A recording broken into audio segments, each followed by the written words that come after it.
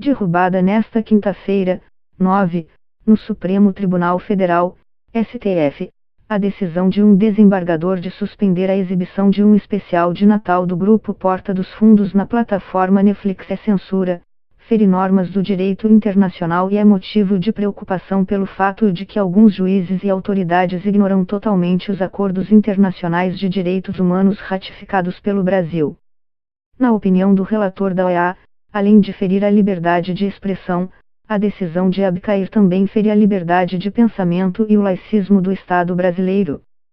O fato de o Estado impor uma censura sobre determinada visão, neste caso sobre Cristo, pode estar afetando o direito de liberdade de pensamento daqueles que eventualmente vejam Cristo daquela forma, avalia.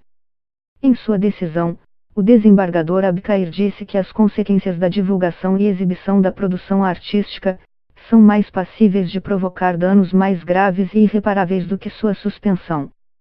O Centro Católico Dom Bosco, autor do recurso, argumentou que a Netflix agrediu a proteção à liberdade religiosa ao lançar e exibir o especial de Natal Porta dos Fundos, a primeira tentação de Cristo, em que Jesus Cristo é retratado como um homossexual pueril, namorado de Lúcifer, Maria como uma adúltera desbocada e José como um idiota traído por Deus.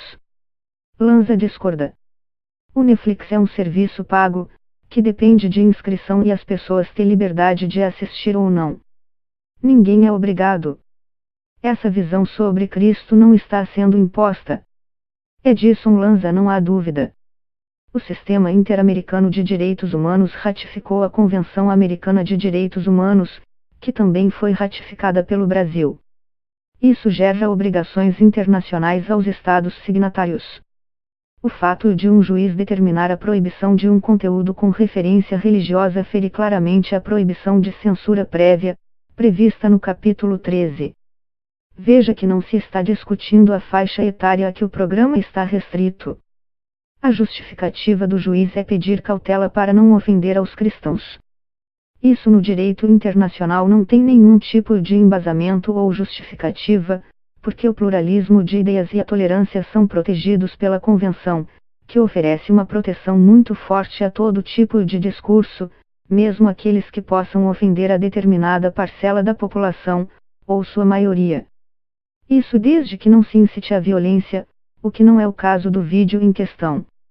Lanza há vários casos. Lembro de um recente, que foi a proibição na Venezuela de que o Netflix passasse uma série sobre Hugo Chávez, após uma determinação estrangulante pelo governo. E também há um caso muito parecido com esse, que foi a censura cinematográfica do filme A Última Tentação de Cristo, no Chile, nos anos 1990. Nesse caso, tanto a comissão quanto a corte coincidiram que o juiz chileno violou o artigo 13 da Convenção Americana de Direitos Humanos ao censurar a exibição. Na decisão, os juízes da corte disseram, primeiro, que o texto é muito claro e proíbe censura prévia. Depois, que protege todos os tipos de discurso e isso está vinculado à liberdade de expressão como um preceito fundamental da democracia. A liberdade de expressão requer pluralismo, o Estado tem de ser neutro e não pode interferir em qualquer ponto de vista. A Corte disse também que é possível que o filme dirigido por Martin Scorsese ofendesse grande parte da população ou o catolicismo, mas a liberdade de expressão protege também as ideias que chocam e desagradam parte da sociedade. Isso é parte do pluralismo. Hoje, mais de 20 anos depois deste episódio, a situação está de volta. O Estado não pode interferir em discussões de qualquer natureza ou impor um ponto de vista. Lanza não fere a liberdade religiosa. O Netflix é um serviço pago, que depende de inscrição e as pessoas têm liberdade de assistir ou não. Ninguém é obrigado. Essa visão sobre Cristo não está sendo imposta.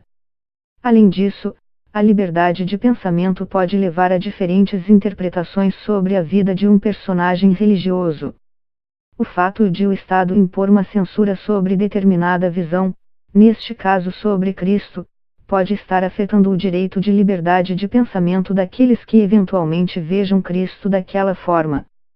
Por outro lado, digamos, Há outro argumento do juiz que me parece muito perigoso e que nos coloca próximo a um estado confessional. Considerar criticar uma religião como blasfêmia torna o Estado defensor de uma só religião ou crença, impedindo a livre circulação de ideias sobre a religião, inclusive a crítica à própria religião. Os países que defendem a honra de religiões com repressão a expressões diferentes são geralmente árabes. O argumento é equivocado e coloca o país em uma situação confessional de proteger uma visão só porque ela é majoritária. Lanza efetivamente. Vejo uma tendência de certas autoridades tanto judiciais quanto executivas de tentar controlar o espaço de debate público e recorrer ao instrumento da censura. Obviamente, no direito internacional e no sistema internacional, incluindo o artigo 19 da Declaração Universal dos Direitos Humanos, está claro que as sociedades democráticas deixaram há muito tempo para trás a ideia de que autoridades devem definir o que pode circular ou não. Novamente, pluralismo democrático é o que caracteriza uma sociedade democrática. No Brasil, algumas autoridades incorrem em uma clara violação de direitos internacionais, de proteção de direitos fundamentais dos direitos humanos. Neste caso, como no outro, esperamos que os tribunais possam corrigir essa situação.